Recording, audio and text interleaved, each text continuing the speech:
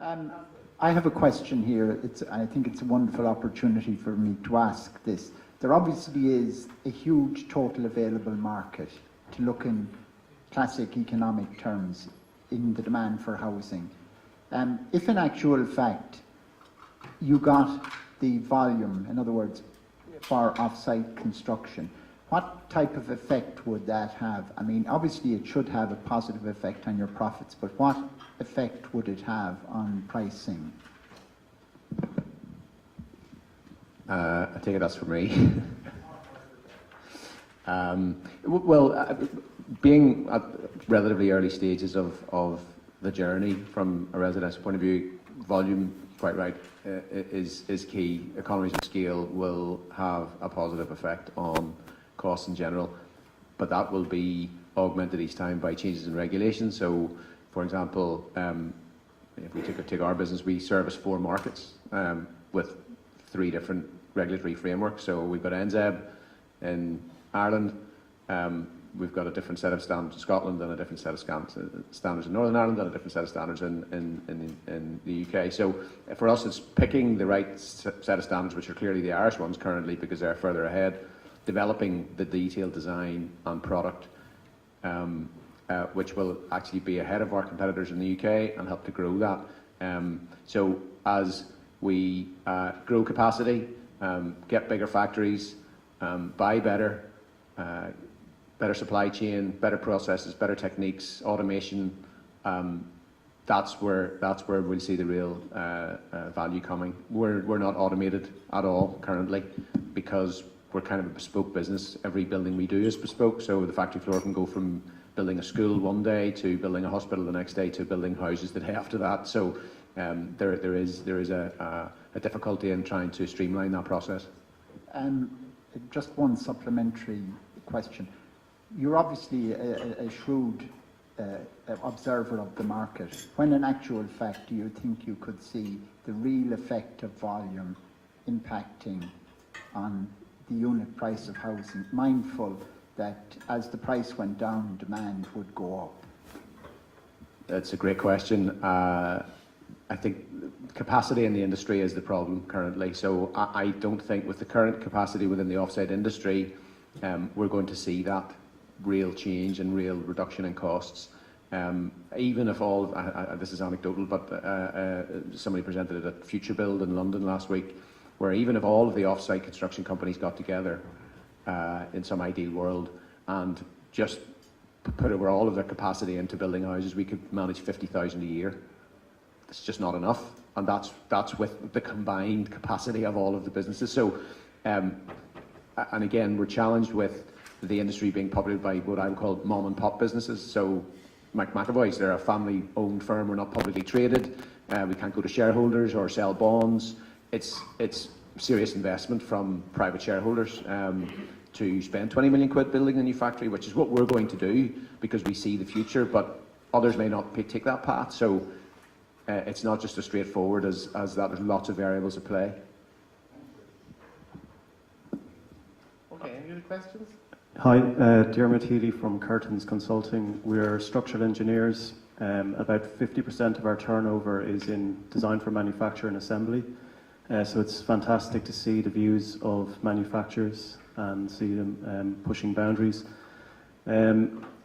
We do believe this is the future, but if it is going to be the future, we feel the responsibility sits with designers, probably sitting on this side, that we implement designs up to planning stage which are adaptable for modular construction and other forms of design for manufacture and assembly. Too often we're approached by developers at quite a late stage when they have achieved planning permission on a site and asking us to convert it to modular construction.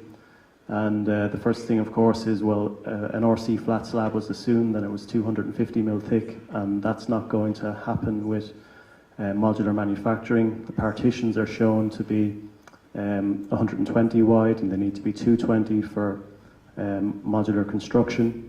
So the building gets a little bit wider, it gets a little bit taller, and then the whole feasibility of converting to off-site manufacturing is out the window. So, as a comment to the room, I think it doesn't cost anything to make a building modular at planning stage. It's just an understanding of how different systems work, like McAvoy's, Activos, Extra Space, Max Skystone.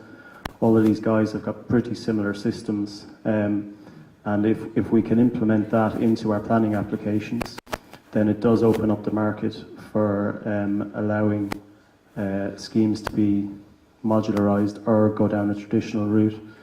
And I guess the question to the table is, are you starting to see this come out in the industry where you're picking up designs at tender stage that are easily modularised, or is it a battle you continue to face? I'll field this one. No, at this stage it's still traditional designs landing with a request to be modularised. So, but that's fine, because that's where we are at the moment. I mean, the industry is only building momentum. It's about credibility. It's about trust. It's about understanding the competences. We need to talk more about the advantages. So you're absolutely right, Dermot. We always advocate early engagement. That's fundamental to the process.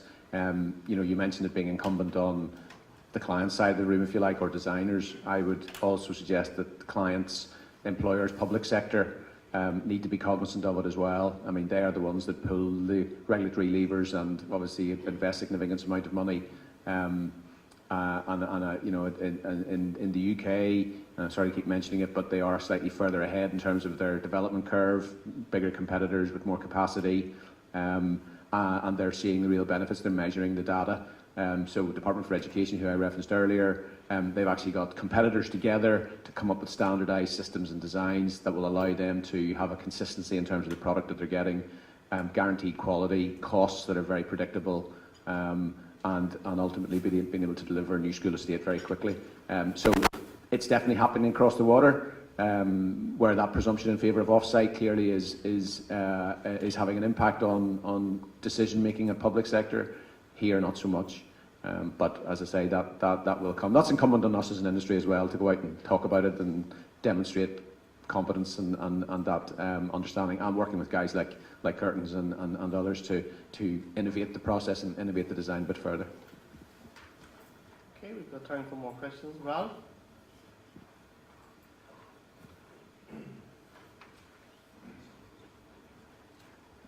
This is just following on from that comment, but off-site has a disadvantage in that the next tender that goes out from Dublin City Council is going to go out for design services to a design team that know nothing about manufacturing.